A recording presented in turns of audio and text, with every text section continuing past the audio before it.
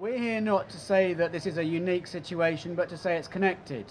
That all injustice, all oppression is connected. All anti-racist and anti-colonial struggles are connected. That's why we're here, talking about Rosa Parks, talking about South Africa, because all of these things are connected. And none of us are free while we are complicit in another people's subjugation. And why should British people be particularly vexed about this issue? Well, because we are to blame.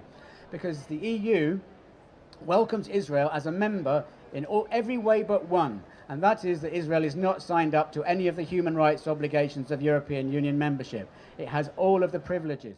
Our government, the American government, act as cheerleaders for what Israel does.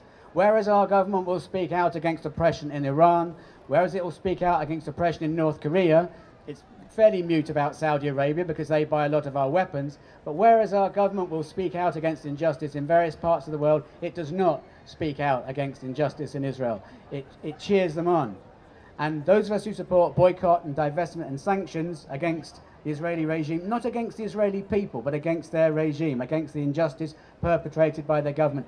We are told by people like Hillary Clinton, we are told by the EU and world leaders, boycott and divestment and sanctions are not the answer to the problem. Well, their answer was to send Tony Blair. So I think our strategy is probably more realistic.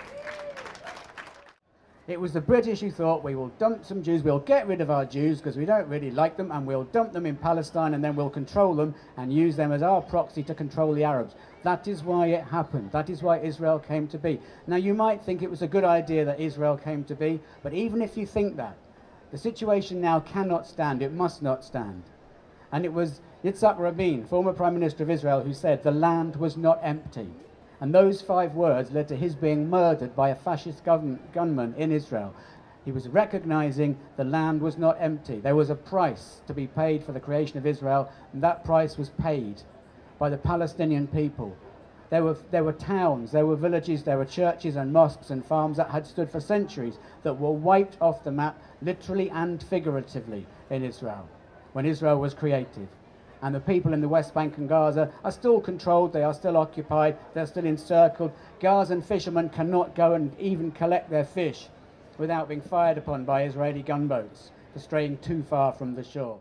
As we are all human beings, it is our responsibility, not just because Britain is actively involved and actively historically culpable for the situation, but because we're human beings. And all human beings are interconnected, and all justice is connected. And if you care about justice on principle, on humane and compassionate grounds, then you have to care about the subjugation and continued imprisonment and oppression of the Palestinian people.